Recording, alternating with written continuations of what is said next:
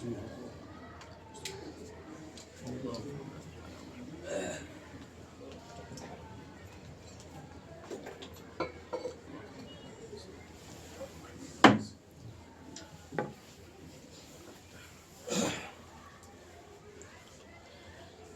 الحمد لله نحمده ونستعينه ونستغفره ونؤمن به ونتوكل عليه ونعوذ بالله من شرور أنفسنا ومن سيئات أعمالنا من يهده الله فلا مضل له ومن يضلل فلا هادي له وأشهد أن لا إله إلا الله وحده لا شريك له وأشهد أن محمدا عبده ورسوله أرسله بالحق بشيرا ونذيرا وداعيا إلى الله بإذنه وسراجا منيرا فبلغ الرسالة وأدى الأمانة أما بعد فإن خير الحديث كتاب الله وأحسن الهدي هدي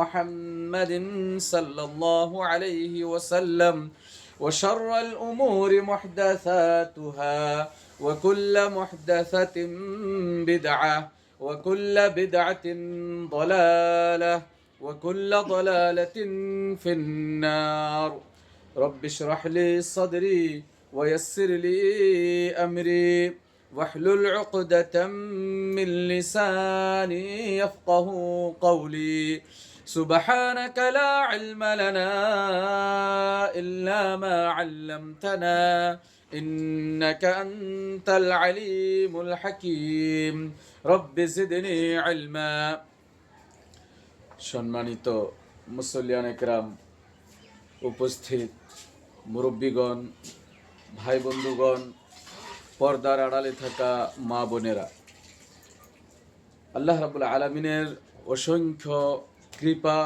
দয়া যে আল্লাহ রাব্বুল আলামিন আমাদেরকে মানব জাতি হিসাবে সৃষ্টি করেছে, তার চেয়ে বড় যেটা নিয়ামত সেটা হলো যে আল্লাহ রাব্বুল আলামিন আমাদেরকে ইসলামের মতো নিয়ামত দান করেছে। আমরা নিজেকে মুসলিম বলি, এর চেয়ে বড় আর কোনো নিয়ামত পৃথিবীতে আমাদের জন্য হতে পারে না, সবচেয়ে বড় নিয়ামত।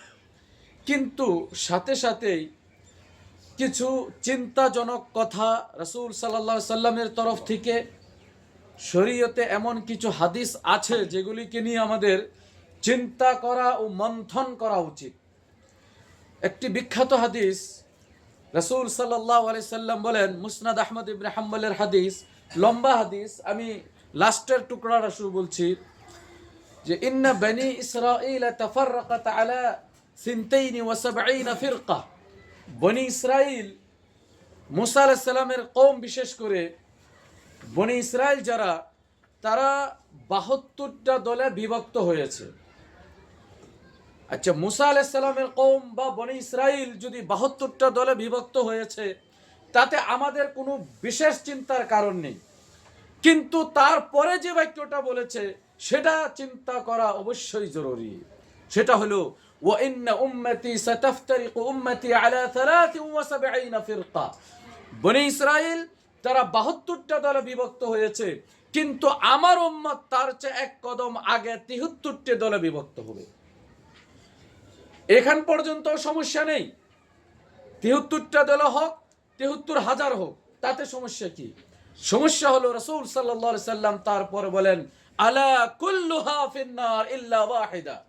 জেনে রাখো, সেই 73টি দলের মাঝে 72টি জাহান্নামে যাবে, শুধু একটি জান্নাতে যাবে। আলা কুল্লুহা ফিন্নার, প্রত্যেকটা দল জাহান্নামে যাবে। এটা আমার বাপের কথা নয়, আমার বাড়ির কথা নয়। হাদিস শরীফে রাসূল সাল্লাল্লাহু আলাইহি সাল্লাম তিনি স্পষ্ট বলেন, আলা কুল্লুহা ফিন্নার, প্রত্যেকটা দল জাহান্নামে যাবে, ইল্লা ওয়াহিদা, শুধু একটি দল জান্নাতে যাবে। যদি আর অপোজিট কথা হতো যে 72টি জান্নাতে যাবে, একটি জান্নাতে যাবে, তাহলে চিন্তা অল্প কম হতো, জান্নাতে যাওয়ার চান্সটা বেড়ে যেত। 100 জনের মাঝে যদি কোনো একটা বস্তু 99 জন পায়, একজন না পায়, তাহলে খুব একটা চিন্তার বিষয় না। কিন্তু যদি বলে মাত্র একজন পাবে, 99 জনেই পাবে না, তাহলে অধিক মাত্রা চান্স যে আমার নাম আসবে না। তাই যখন ৭৩টি দলে ৭২টি জাহান্নামে যাবে, একটি জান্নাতে যাবে, সাহাবারাও ভয় পেলেন, সাহাবারাও চিন্তিত হলেন, জিজ্ঞাসা করলেন যে সেই দলটি কোন দল আল্লাহ রসুল? তিনি বললেন যে আল জামাআ, যেটা জামাত। জামাত কাকে বলে? রাসূল সাল্লাল্লাহু আলাইহি সাল্লাম বলেন, মা আনা আলাইহি ওয়া আসহাবি, যেই শরীয়ত, যেই তরিকা, যেই নিয়ম আমি নিয়ে এসেছি, যেই তরিকা আমি প্রচলন করেছি, যেই শরীয়তের প্রচার আমি করেছি, যারা সেই শরীয়তের উপর চলবে এবং আমার সাহাবার তাবেদারি করবে, তারাই সেই জামাত, তারাই জান্নাতি, বাকি সব জাহান্নামী। এখন চিন্তা হলো, এখন আপনি দেখুন, আপনি যাকে জিজ্ঞাসা করেন সবাই বলবে যে আমি সেই দল। আপনি শিয়াকে জিজ্ঞাসা করুন, তারা বলবে যে একটি দল যে রাসূলে বলেছে সেই দল আমরা, বাকি সমস্ত সুন্নি জাহান্নামী। আপনি সুন্নিকে জিজ্ঞাসা করুন, আপনি হানাফিকে জিজ্ঞাসা করুন, তারা বলবে আমরাই জান্নাতি, বাকি সব জাহান্নামী। আপনি শাফি, সবাই বলছে আমরাই জান্নাতি, কিন্তু আসলেও তো একটা হয়ে যাবে। একটা উদাহরণ দিয়ে আমি প্রায়, ভোট যখন হয়, যারা প্রত্যাশী থাকে তারা ভোট গণনার পূর্বে কি দাবি করে যে আমি বিপুল বড় ভোটে জয়ী হব, কিন্তু যখন রেজাল্ট আসে একজন জয়ী হয়, বাকি যারা বলছিল বিপুল ভোটে জয়ী হবে তার তো জামানত জব্দ হয়ে গেছে। এই অবস্থা দাঁড়ায়। গতিকে ঠিক তেমনি শুধু দাবি করলেই হবে? একটা দোয়া রাসূল সাল্লাল্লাহু আলাইহি সাল্লাম প্রায় করতেন, আমাদের সবারই সেই দোয়াটা করা উচিত। রাসূল সাল্লাল্লাহু আলাইহি সাল্লাম বলতেন, আল্লাহুম্মা আরিনাল হাক্কা হাক্কান ওয়ারযুকনা ইত্তিবাআহ ওয়া আরিনাল বাতিলা বাতিলান ওয়ারযুকনা ইজতিনাবাহ। আল্লাহ, যেটা হক, যেটা সত্য, সেটাকে আমাকে হক হিসাবে দেখাও। যেটা হক, যেটা সত্য, সেটা আমাকে হক হিসাবে আমার সামনে প্রস্তুত করো। ওয়ারযুকনা ইত্তিবাআহ, আর সেই হকের তুমি অনুসরণ করার তৌফিক দান করো। ওয়া আরিনাল বাতিলা বাতিলান, আর যেটা অসত্য, যেটা অবৈধ, যেটা শরীয়ত নয়, সেটাকে তুমি আমাকে অসত্য হিসাবে দেখাও। ওয়ারযুকনা ইজতিনাবাহ, আর সেই অসত্য, সেই বাতিল থেকে আমাকে দূরে রাখার তৌফিক দাও। আজকে সমস্যাটা হলো কি, আজকে একজন ব্যক্তি ধরেন মাজারে গিয়ে সিজদা করছে, বা এর চেয়ে বাদ দেন, যারা নন মুসলিম, যারা মূর্তির সামনে গিয়ে পূজা করছে, কেন পূজা করছে? তারা কি সেটা গুনাহ মনে করে করে? না, তারা সেটা তাদের মতে সওয়াব মনে করে করে, যেটাকে তারা পুণ্য বলে। অর্থাৎ যেটা অসত্য, শয়তানে তাদের জন্য সেটাকে সত্য হিসাবে পেশ করছে, যার জন্য তারা সেটাকে মানছে। আজকে যারা মাজারে যাচ্ছে, যারা বেদাতে লিপ্ত আছে, যারা শিরকে লিপ্ত আছে, যারা শরীয়ত বিরোধী, যারা কোরআন মানে না, যারা হাদিস মানে না, যারা মূর্তি পূজা করে, যারা বৃক্ষকে পূজা করে, যারা জীবজন্তুকে পূজা করে, তারা সেটাকে সত্য বলে পূজা করে, অসত্য বলে নয়। এমন হতে পারে না যে একটা হিন্দু, সে জানে যে এটা শিরিক, এটা করলে আমি জাহান্নামে যাব, তারপরেও সে মূর্তিকে পূজা করে না। সে ভাবতেছে এখানেই নাজাত, এটা করলেই আমি বেঁচে যাব। আর সমস্ত আমাদের মুসলিম সম্পর্কে তাদের ধারণা যে এই সমস্ত মুসলিম তো নরকে যাবে। তার মানে বোঝা গেল কি, এই জন্য রাসূল সাল্লাল্লাহু আলাইহি সাল্লাম দোয়া করেছেন, আল্লাহুম্মা আরিনাল হাক্কা হাক্কান, যেটা হক, যেটা সত্য, যেটা রাসূল সাল্লাল্লাহু আলাইহি সাল্লামের শরীয়ত, সেটাকে আমাকে হক হিসাবে দেখাও, এবং সেই হকের, সেই সত্যর অনুসরণ করা তৌফিক দান করো। ওয়া আরিনাল বাতিলা বাতিলান, যেটা অবৈধ, যেটা অসত্য, সেটাকে আমাকে অসত্য হিসাবে দেখাও। অর্থাৎ শয়তানে কি করে? সত্যকে তার সামনে অসত্য হিসাবে পেশ করে, আর যেটা অসত্য, মিথ্যা, সেটাকে সত্য হিসাবে পেশ করে। আজকে যারা মাজারে যায়, সিজদা করে, সেখানে গিয়ে জানোয়ার জবে করে, সেখানে তাওয়াফ করে, সেখানে দোয়া করে, গাউসের নামে, আউলিয়ার নামে, অমুকের নামে, তমুকের নামে, আমরা সেটাকে কি বলি? এই সমস্ত শিরিক। এই শিরিক করলে জাহান্নামে যাবে। কিন্তু আপনি একদিন ভাবছেন তাদের ধারণা কি আমাদেরকে নিয়ে? আমার মতো বক্তাকে তো ডাইরেক্ট ওনারা বলবে জাহান্নামী। আমাদের আউলিয়ার অপমান করে, আমাদের নবীর অপমান করে, অমুক করে, তমুক করে। তার মানে কি বোঝা গেল? তার জন্য ওইটা সত্য, আমি এখানে দাঁড়িয়ে যে কথাগুলি বলছি সেটা তার জন্য অসত্য। তার মানে শয়তানে সত্যটাকে অসত্য হিসাবে প্রস্তুত করেছে, আর যেটা অসত্য এটাকে সত্য হিসাবে প্রস্তুত করেছে। তার জন্য আমাদের সবারই দোয়া করা উচিত, আল্লাহ যেটা সত্য সেটাকে সত্য হিসাবে আমাকে দেখাও। আচ্ছা, অনেকেই ভাবে যে আমরা আহলে হাদিস হয়ে গেলাম মানে সার্টিফিকেট পেয়ে গেলাম। না, আপনি তারপরও দোয়া করেন, আল্লাহ যদি এই পথ সত্য না তাহলে আমাকে এই পথে চালাইও না তুমি। আপনি আল্লাহর কাছে দোয়া করেন। আমরা ভাবি ধারণা আল্লাহ, বহুত যাচাই করেছি, বহুত রিসার্চ করেছি, বহুত চেষ্টা করেছি, তারপরে মনে হচ্ছে এই পথটাই সত্য। কিন্তু যদি তোমার নজরে আল্লাহ, তুমি যদি ভাবো যে এই পথ সত্য না, তাহলে আমাকে এই পথে চালাইও না। এটাই হলো একজন মুসলমানের কর্তব্য। আমাদের দায়িত্ব কি, যে আমরা অন্ধ না হয়ে কোরআন হাদিসের অনুসরণ করতাম, রাসূল সাল্লাল্লাহু আলাইহি সাল্লামের অনুসরণ করতাম। বিখ্যাত হাদিস আপনারা শুনেছেন, ইরবাদ ইবনে সারিয়া রাদিয়াল্লাহু তাআলা আনহু হাদিস, রাসূল সাল্লাল্লাহু আলাইহি সাল্লাম একদিন এমন ওয়াজ করলেন, বললেন কাআন্নাহা মাউইযাতু মুওয়াদ্দাইন, এমন মনে হলো যে তিনার সেটা বিদায় ওয়াজ, এখন তিনি বিদায় নিবেন, তিনার ইন্তেকালের মৃত্যুর সময় চলে এসেছে, তিনি বেশি দিন বাঁচবেন না। তিনারা বললেন ফাআউসিনা ইয়া রাসূলুল্লাহ, রাসূল মনে হচ্ছে আপনার এটা বিদায় ওয়াজ, আপনি আর বেশি দিন আমাদের মাঝে থাকবেন না, আপনি বিদায় নেবেন এমন প্রতীত হচ্ছে, গতিকে কিছু নসিহত করেন, কিছু ওসিয়ত করে দেন আমাদেরকে। রাসূল সাল্লাল্লাহু আলাইহি সাল্লাম বললেন আলাইকুম বিসুন্নতি ওয়া সুন্নাতিল খুলাফায়ে রাশিদিন আল মাহদিয়িন, তোমরা আমার সুন্নতকে থেমে রাখবা, তোমরা আমার সুন্নতের উপর মজবুত হিসাবে ধরে রাখবা, সুন্নতের উপর আমল করবে। ওয়া আলাইকুম বিসুন্নতি আল খুলাফায়ে রাশিদিন আল মাহদিয়িন, এবং আমার যে খুলাফায়ে রাশিদিন তাদের সুন্নতের উপর কায়েম থাকবে। ওয়া আযু আলাইহা বিন নওয়াদিজ, এবং সেটাকে দাঁত দিয়ে কামড়িয়ে ধরবা।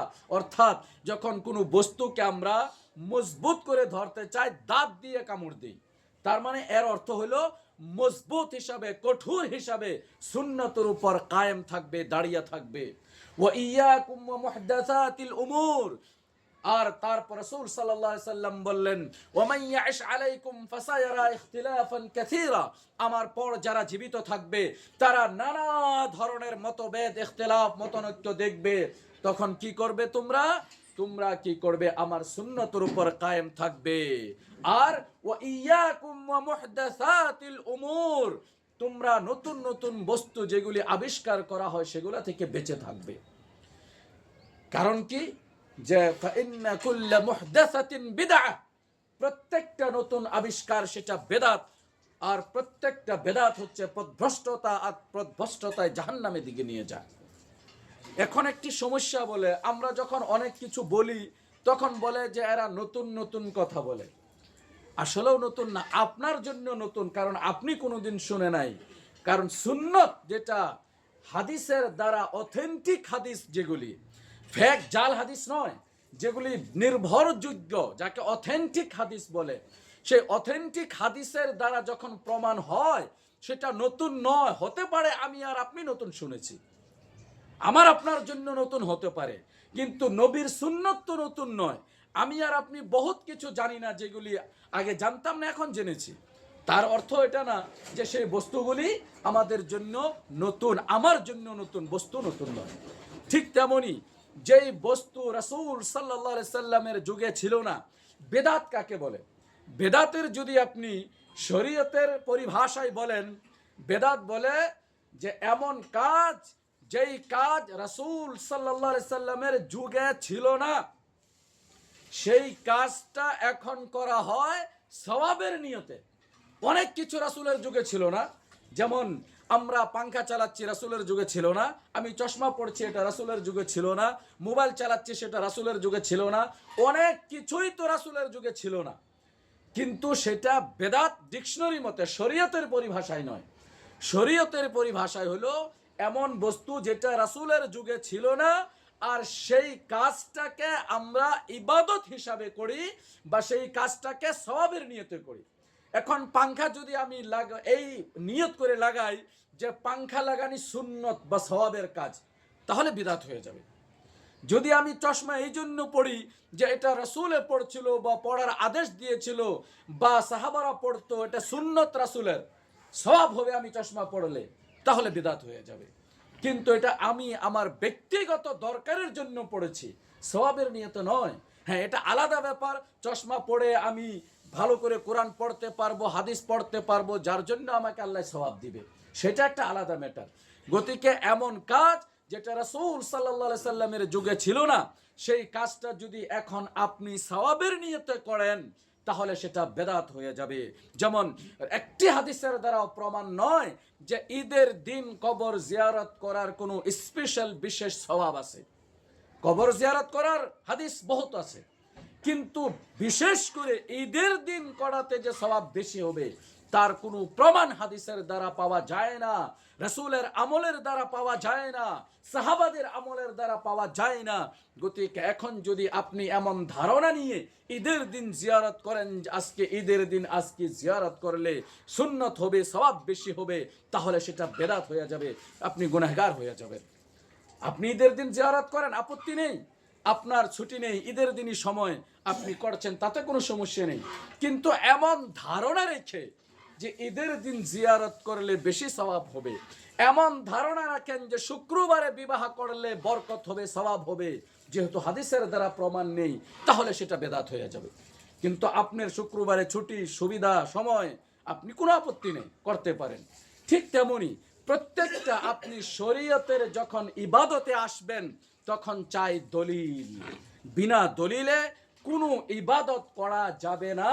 আল্লাহ রাব্বুল আলামিন পবিত্র কালাম পাকে বলেন, মা আতাকুমুর রাসূলু ফাখুযুহু ওয়া মা নাহাকুম আনহু ফান্তাহু। রাসূল সাল্লাল্লাহু আলাইহি সাল্লাম তোমাদেরকে যা কিছু দেয় সেগুলিকে নিয়ে নাও, ওয়া মা নাহাকুম আনহু ফান্তাহু, আর যেই কাজ থেকে তোমাদেরকে বারণ করে, বিরত রাখে, নিষেধ করে, সেগুলা থেকে সরে থাকো, দূরে থাকো। গতিকে রাসূল সাল্লাল্লাহু আলাইহি সাল্লাম ইবাদত আপনি মন মর্জি মতে করতে পারেন না। ইবাদতের জন্য শরীয়ত থেকে প্রমাণ চাই, বিনা প্রমাণে কোনো ইবাদত করা যাবে না। আপনি এই কথা বলতে পারেন না যে শরীয়তে নিষেধ তো নেই। আজকে বিশেষ করে ফরজ সালাতের পর দলবদ্ধ হয়ে যেই দুয়ার আয়োজন করা হয় প্রত্যেক মসজিদে, আমি প্রায় বললাম একটি দলিল দেখান, একটি দলিল যে রাসূল সাল্লাল্লাহু আলাইহি সাল্লাম তিনি সাহাবাগণকে নিয়ে ফরজ সালাতের পর দলবদ্ধ হয়ে দোয়া করেছে। একটি দলিল দেখান, বা করার আদেশ দিয়েছে, বা সাহাবারা তিনারা এমন করে দোয়া করতো ফরজ সালাতের পর সমস্ত সাহাবাগণকে নিয়ে দোয়া করেছে, তাতে কোনো আপত্তি নেই, দোয়ার হাদিস বহুত আছে। কিন্তু যেই পদ্ধতিতে আমরা আরম্ভ করছি সেই পদ্ধতিতে রাসূল সাল্লাল্লাহু আলাইহি সাল্লাম গোটা জীবন কালে 23টি বছরে একটি দলিল শুধু দেখান। এখন আপনি বলবেন ঠিক আছে দলিল নেই, নিষেধ তো নেই, দোয়া করছি, এটা কি কোনো খারাপ কাজ? দোয়া করাটা তো ভালো কাজ, আল্লাহর কাছে চাচ্ছি। তাহলে আমি বলবো জোহরের সালাত 4 রাকাত, আমি যদি 6 রাকাত পড়ি তাতে আপনার আপত্তি কি? আল্লাহ 4 বলছে, আমি 2 রাকাত আরো বাড়িয়ে দিলাম, তাহলে বলেন সওয়াব হবে না গুনাহ হবে? আমরা সবাই জানি গুনাহ হবে। কারণ কি? কারণ হলো আমাদের সহজ ভাষায়, ঘরোয়া ভাষায় আমরা বলি রাসূলের উপর দিয়ে উস্তাদি করা হলো, রাসূলের উপর দিয়ে উস্তাদি করা।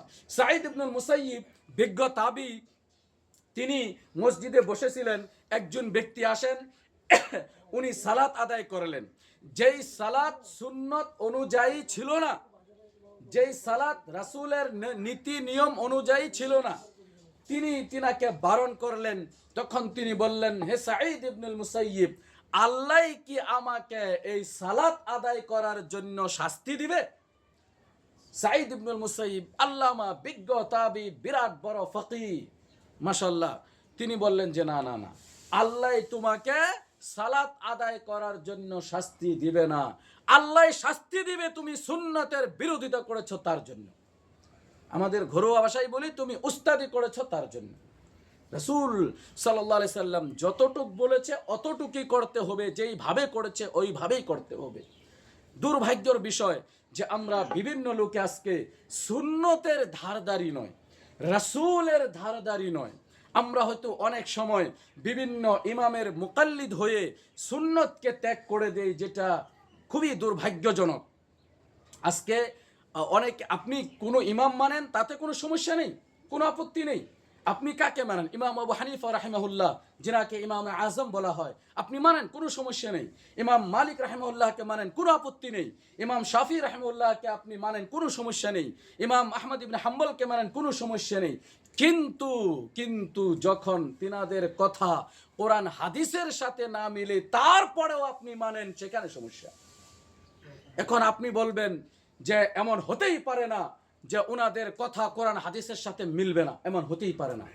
তাহলে আমি বলবো, স্বয়ং ইমাম আবু হানিফা রাহিমাহুল্লাহ তিনি বলেন, ইদা সাহহাল হাদিস ফাহুয়া মাযহাবি, যেটা বিশুদ্ধ হাদিস হবে সেটাই আমার ধর্ম। আপনি বলছেন ইমাম আবু হানিফা রাহিমাহুল্লাহ তিনি ভুল করতেই পারেন না। উনি স্বয়ং কি বলেন? উনি বলেন, ওয়াইহাকা ইয়া আবা ইউসুফ। ওনার সবচেয়ে বড় ছাত্র আবু ইউসুফ, আপনারা প্রায় হয়তো নাম শুনেছেন, আবু ইউসুফ রাহিমাহুল্লাহ, ওনাকে বললেন, আবু ইউসুফ, হে তুমি পাগল নাকি? মানে ওয়াইহাকা আরবিতে বলা হয়, ওয়াইহাকার যদি আপনি আসলেও শাব্দিক অর্থ করেন, মানে হালাক হইয়া যাক, ধ্বংস হইয়া যাক। কিন্তু এমন যখন এই কাউকে নিজের আদরের কাউকে ব্যবহার করা হয়, যেমন আমরা ছোট বাচ্চাকে বলি, হে বদমাশ, শয়তান, আসলে অর্থ কি শয়তান? না, নাউজুবিল্লাহ। নিজের বাচ্চাকে শয়তান বলবো আমি? না, এটা ডাকের একটা অর্থ থাকে, তুমি গাধা নাকি, তুমি পাগল নাকি, এমন আমরা বলি। তাই তারপর তিনি বলেন যে লা তাকতুব কুল্লা শাই, প্রত্যেকটা বস্তু লিখিও না। ইন্নামা আনা বাশার, আমি একজন মানুষ।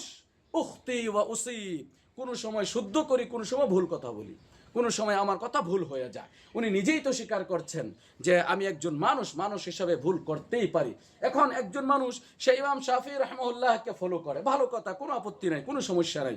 কিন্তু আপনি যদি বলেন ওনার দ্বারা কোনো ভুল হতেই পারে না, তাহলে তো আপনি ওনাকে নবীর দরজা দিয়ে দিলেন। একমাত্র একজন ব্যক্তি যার কোনো ভুল হতে পারে না, তিনি কে? তিনি মুহাম্মদ সাল্লাল্লাহু আলাইহি সাল্লাম। বাকি সমস্ত মানব জাতির ভুল হতেই পারে।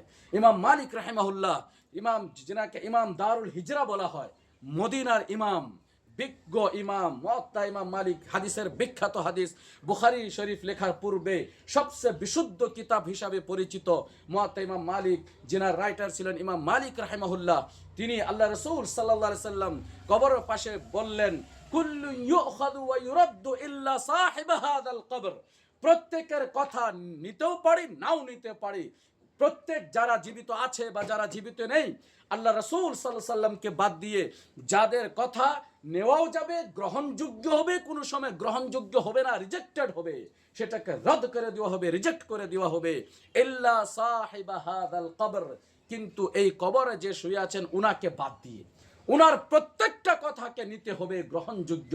তিনার কোনো কথা ভুল হতেই পারে না, কারণ মুহাম্মদ সাল্লাল্লাহু আলাইহি সাল্লাম তিনার সম্পর্কে আল্লাহ রাব্বুল আলামিন বলেন, ওয়ামা ইয়ানতিকু আনিল হাওয়া ইন হুয়া ইল্লা ওয়াহয়ুন ইউহা, তিনি যা কিছু বলেন ওহীর মাধ্যমে বলেন, বিনা ওহীতে কিচ্ছুই বলেন না। আল্লাহ রাব্বুল আলামিন অপর জায়গায় বলেন, ওয়ালাউ তাকাওয়ালা আলাইনা বা'দাল আকাওয়িল লাআখাযনা মিনহু বিল ইয়ামিন সুম্মা লাকাতা'না মিনহুল ওয়াতিন। মুহাম্মদ সাল্লাল্লাহু আলাইহি সাল্লাম তিনি যদি নিজের তরফ থেকে বানিয়ে কিছু কথা বলতো, যেই কথা আমি আল্লাহ বলি নাই, তাহলে আমি তাকে ডান হাত দিয়ে ধরতাম, তার যেটা মেন রগ সেটাকে কেটে দিতাম। আল্লাহ বলেন কোরআন পাকে। তার মানে বোঝা গেল যত হাদিস আছে মুহাম্মদ সাল্লাল্লাহু আলাইহি সাল্লামের তরফ থেকে, কিন্তু সেগুলি জাল জয়ীফ নয়, যেগুলি অথেন্টিক হাদিস, বিশুদ্ধ হাদিস, সেগুলি প্রত্যেকটা যদিও শব্দ মুহাম্মদ সাল্লাল্লাহু আলাইহি সাল্লামের, কিন্তু আসল মূল কথাগুলি আল্লাহ। আল্লাহ যা বলতে বলেছেন তিনি বলেছেন, যা করতে বলেছেন তিনি করেছেন। তাই আম্মা আয়েশা রাদিয়াল্লাহু তাআলা আনহাকে যখন সাহাবায়ে কেরাম জিজ্ঞাসা করেন কাইফা কানা খুলুকুহু, তিনার চরিত্র কেমন ছিল, আম্মা আয়েশা উত্তরে বলেন, আমা তাকরাউল কুরআন, তুমি কি কোরআন পাক পাঠ করো না?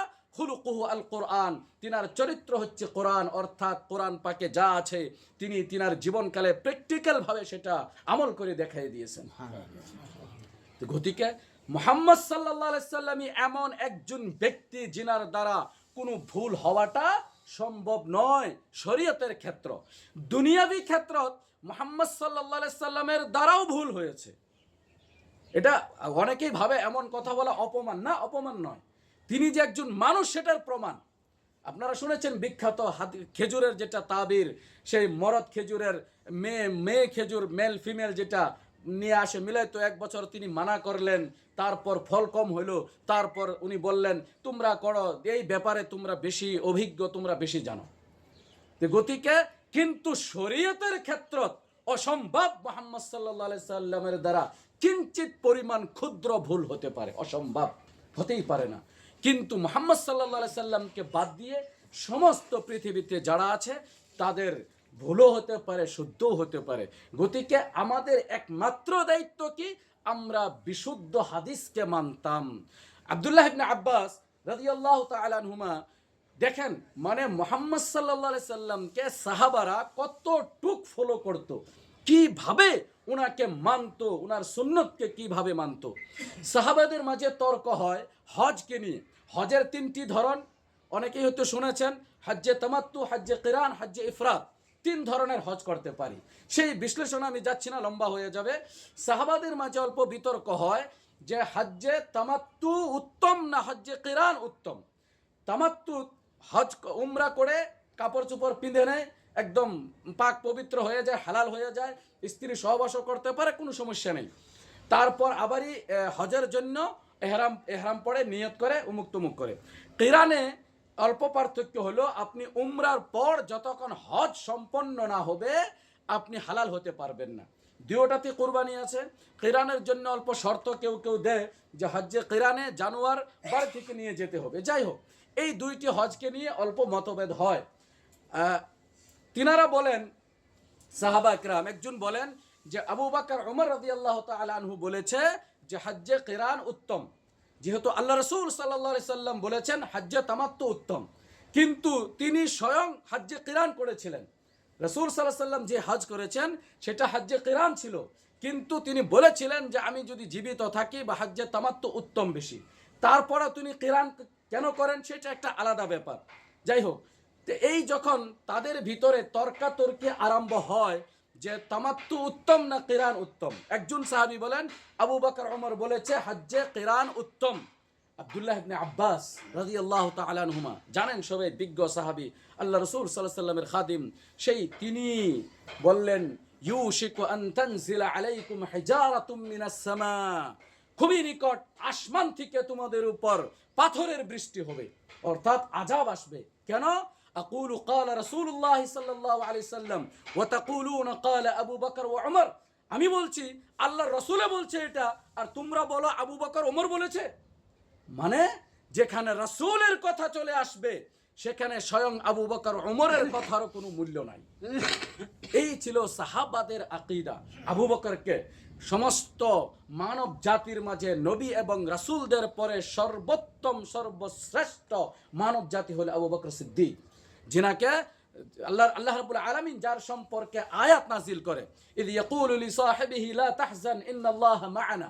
আবু বকর যখন আল্লাহ রাসূল সাল্লাল্লাহু আলাইহি সাল্লামের সাথে গারে সৌরে ছিলেন, যখন ভয় পাচ্ছিলেন, আবু বকর বললেন আল্লাহ রাসূল অল্প নিচে তাকাইলেই তো আমরা ধরা পড়ব। আল্লাহ আয়াত নাজিল করেন লা তাহজান, আল্লাহ রাসূল বলেন লা তাহজান ইন্নাল্লাহা মা'ানা, ভয় পেও না, আল্লাহ আমাদের সাথে আছে।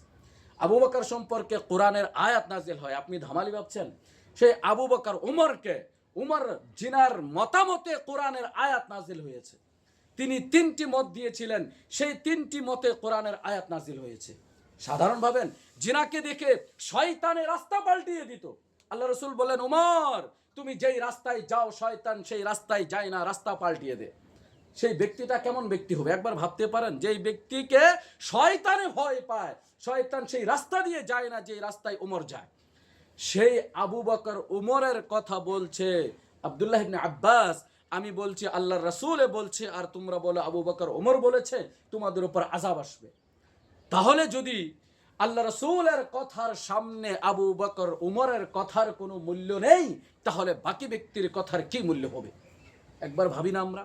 গতিকে আমাদেরকে আল্লাহ রাব্বুল আলামিন বিবেক দিয়েছে, আমরা শিক্ষিত মানুষ প্রায় আলহামদুলিল্লাহ বর্তমান যুগে। একবার ভাবা উচিত, আপনারা আমরা সবাই মাশাআল্লাহ দেখেন বর্তমান যুগে আমল না বরাবর আমাদের গুনাহ অধিক মাত্রা। এই আমল যদি সামান্যতম আমল, সেটাও যদি বিশুদ্ধ না হয়, কাল কিয়ামতের দিন যাওয়ার পর যদি দেখি আমাদের আমল নামা তো জিরো হয়ে আছে, তাহলে হবে কি? একজন ছাত্র পরীক্ষা দিয়ে আসে, আসার পর সে হিসাব করে 100-র ভিতরে 80 তো পাবই, বা কমসে কম 50 তো পাবই। কিন্তু যখন রেজাল্ট আসে মাত্র পেয়েছে 5-10। কারণ কি? তার মতে সে ঠিক লিখেছিল, কিন্তু যে এক্সামিনার যে পরীক্ষা নিয়েছে তার মতে আনসার ঠিক হয় নাই। গতিকে আপনি আর আমি ভাবলে তো হবে না, আল্লাহর কাছে গ্রহণযোগ্য হতে হবে। সাহাবী আসেন, আল্লাহ রাসূল সাল্লাল্লাহু আলাইহি সাল্লাম মসজিদে বসে আছেন, মসজিদে নববী। বর্তমান যুগে তো মাশাআল্লাহ বিশাল, আপনারা হয়তো নিজে চোখে না দেখলেও কমসে কম ভিডিওতে তো অবশ্যই দেখেছেন। কিন্তু সেই যুগের চিন্তা করেন, কল্পনা করেন, ছোট্ট মসজিদ। আল্লাহ রাসূল সাল্লাল্লাহু আলাইহি সাল্লাম মসজিদে বসে আছেন, সাহাবী আসেন, সালাত আদায় করেন। মুসলিম শরীফের হাদিস, ভাইকে অল্প জায়গা দেন, সুন্নত আদায় করেন। জুমার দিন 2 রাকাত সুন্নত আদায় করা ওয়াজিব, অল্প জায়গা দেন ওনাকে, উনি সুন্নত আদায় করুন।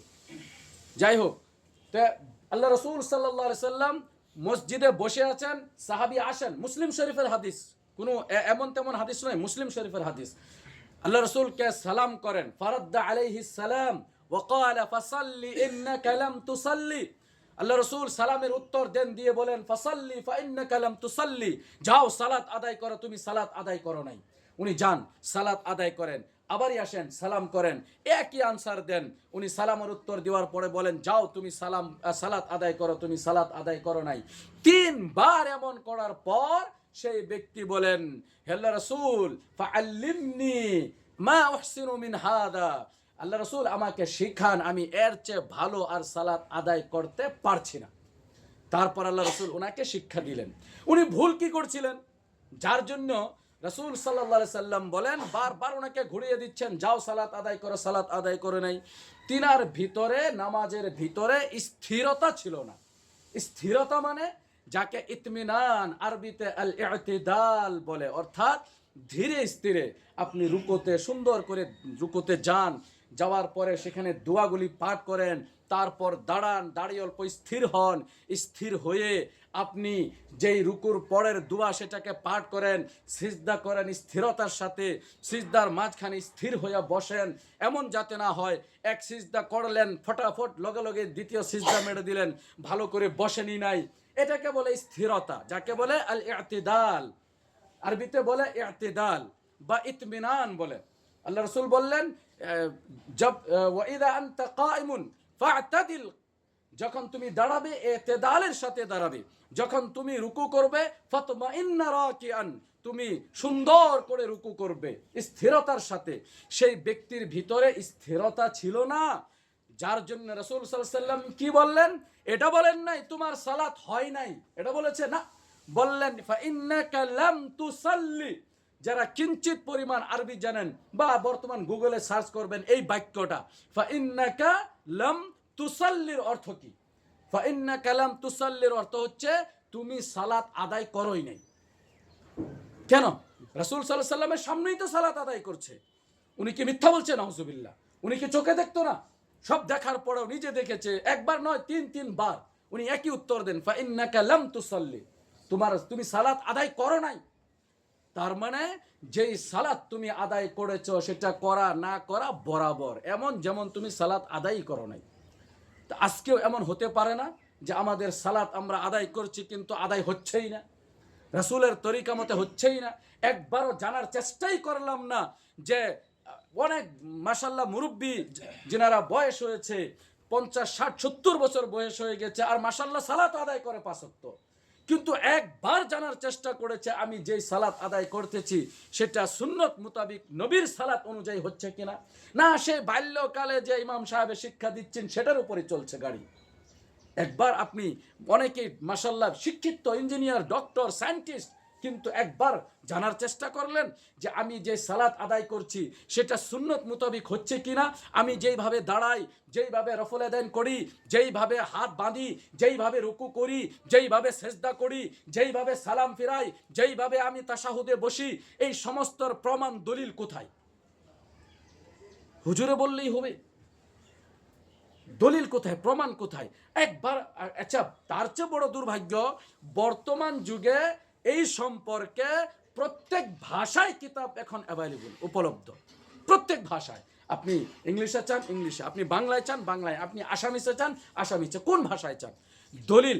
আর দলিল কাকে বলে জানেন? এখানে আরেকটা সমস্যা। দলিল আল হাদিস, এটা কোন দলিল? মিশকাত শরীফ, এটা কোনো দলিল? আল কোরআন, এটা কোনো দলিল না? এগুলো দলিল নয়।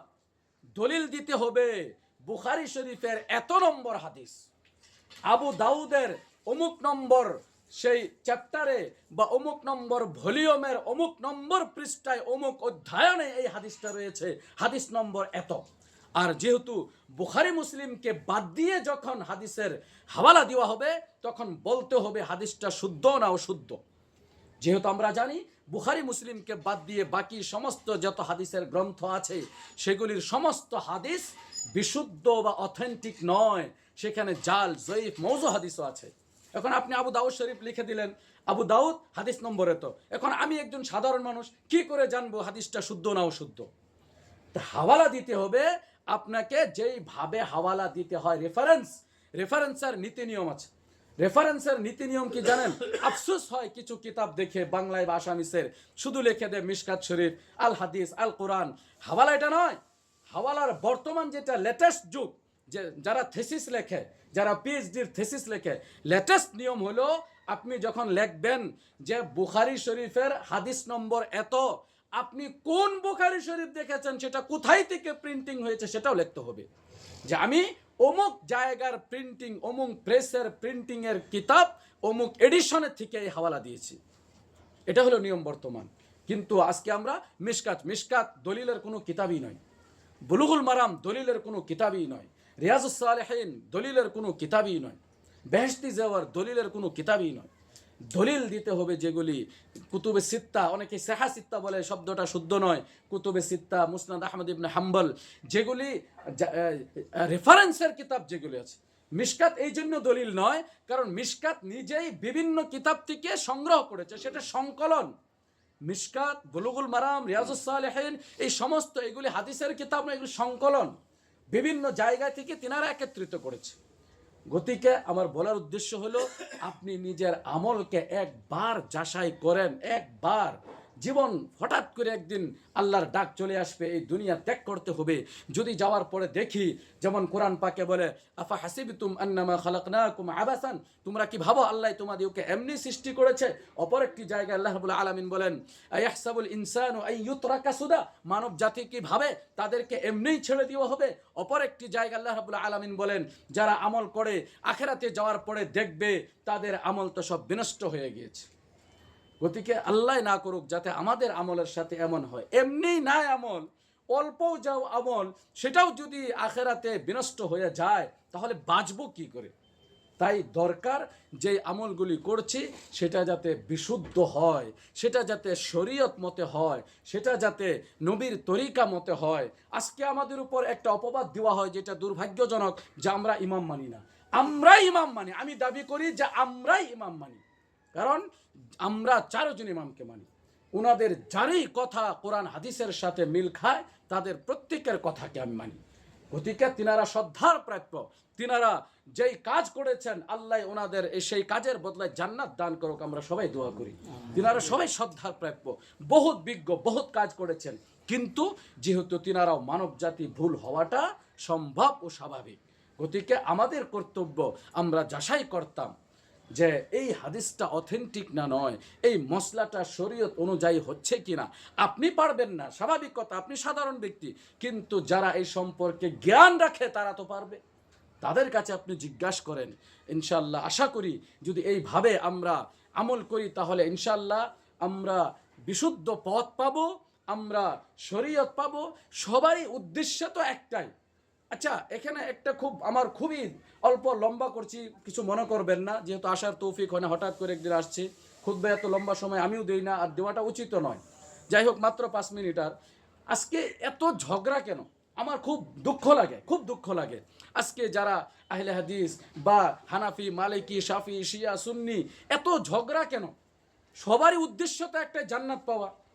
আমার আল্লাহ এক, আপনারও যেই আল্লাহ আমারও সেই আল্লাহ, আমার যেই নবী আপনারও সেই নবী, আপনার যেই কাবা আমারও সেই কাবা, আপনার যে মক্কা মদিনা আমারও সেই মক্কা মদিনা, আপনার কোরআন আমার কোরআন সবে।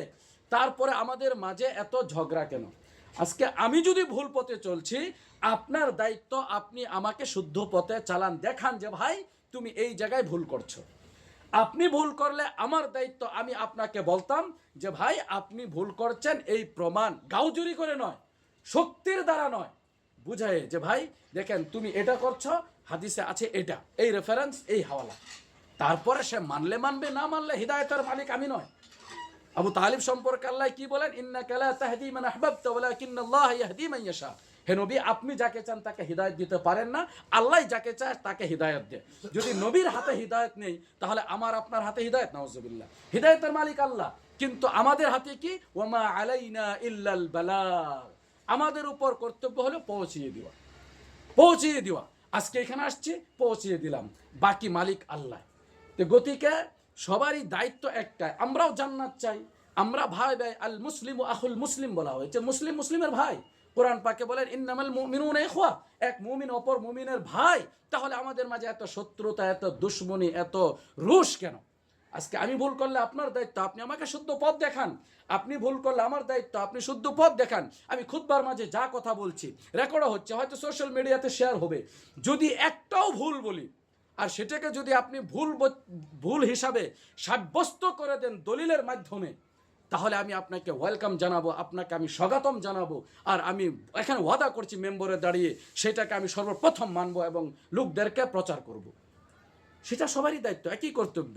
আজকে ভুল জানার পরেও যদি আমি সেই ভুলে দাঁড়িয়ে থাকি, সেই ভুলকে শুধরাবার চেষ্টা না করি, তাহলে আমি কিসের মুসলমান, আমি কিসের নবীর উম্মতি? কিন্তু হ্যাঁ, আপনি বিভিন্ন বুজুর্গানে দিনের হাওয়ালা দিবেন, তা চলবে না।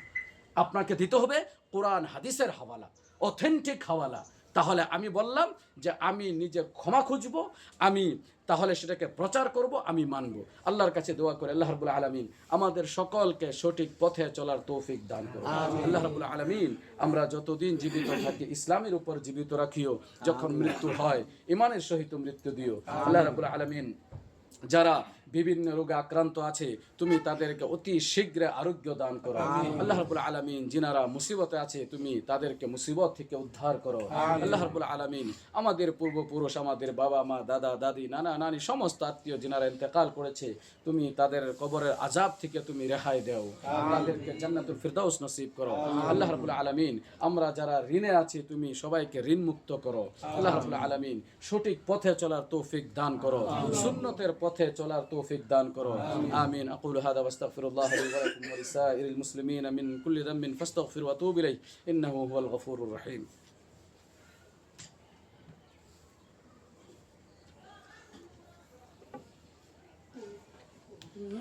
الحمد لله رب العالمين والعاقبة للمتقين ولا عدوان إلا على الظالمين وأشهد أن لا إله إلا الله وحده لا شريك له وأشهد أن محمدا عبده ورسوله المبعوث رحمة للعالمين ومحجة للسالكين وحجة على جميع المكلفين صلى الله تعالى وآله الطيبين وأصحابه الطاهرين وبارك وسلم تسليما كثيرا كثيرا. أما بعد، إن الله وملائكته يصلون على النبي يا أيها الذين آمنوا صلوا عليه وسلموا تسليما. وقال النبي صلى الله عليه وسلم من صلى علي صلاة واحدة صلى الله عليه بها 10. اللهم صل على محمد وعلى آل محمد كما صليت على إبراهيم وعلى آل إبراهيم إنك حميد مجيد. عباد الله رحمكم الله، إن الله يأمر بالعدل والإحسان وإيتاء ذي القربى وينهى عن الفحشاء والمنكر والبغي يعظكم لعلكم تذكرون. اذكروا الله يذكركم وادعوه يستجب لكم ولذكر الله أكبر والله يعلم ما تصنعون.